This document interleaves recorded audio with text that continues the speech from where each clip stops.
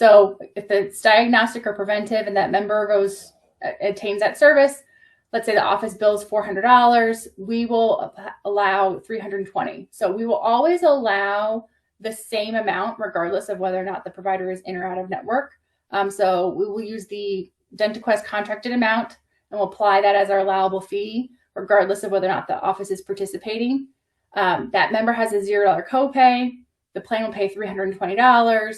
However, because the out-of-network provider has not agreed to accept the contracted or the allowed rates as payment in full, the member can be balance billed and would be responsible for paying that $80 difference back to that dentist's original charge of $400. So they have not agreed to accept any discounts that are afforded to them by the, that are available through the plan as their non-contracted provider, and that member would be responsible for their full fee charged.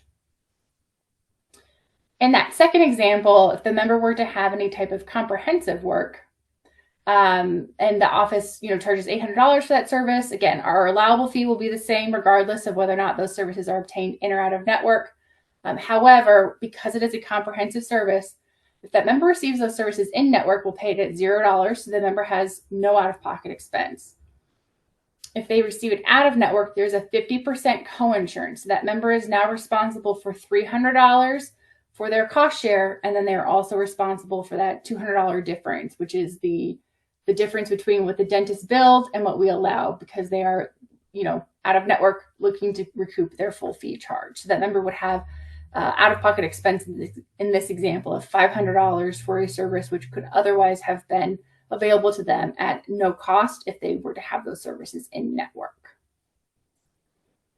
So in this example, anything that is applicable to an out-of-network or cost that can be avoided by seeing an in-network provider are outlined here in pink, just so you can kind of see how that would work. If you want to see what we allow, what the member cost share would be, that is all available through a prior authorization for those services. That member has advanced knowledge as far as what would be covered or what their estimated out-of-pocket expense would be. Questions about the out-of-network benefit as it?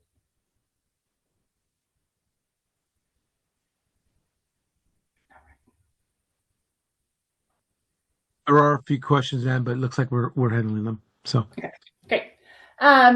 One last thing, if that member does see an out-of-network provider, like I said, they can potentially ask for that member to pay for those services up front and to submit for reimbursement.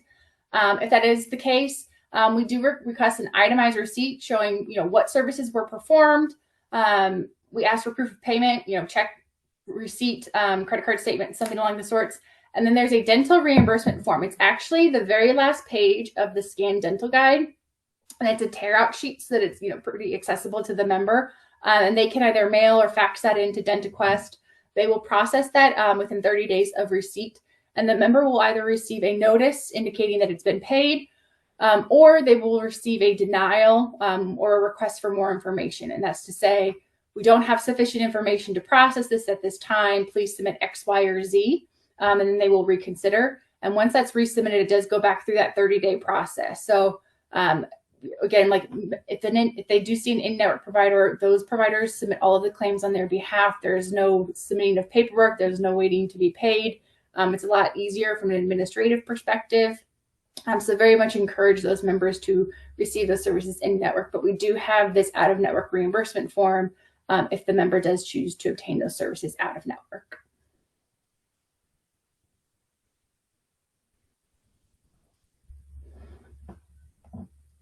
All right, last but not least, we're going to go through some of the resources that are available to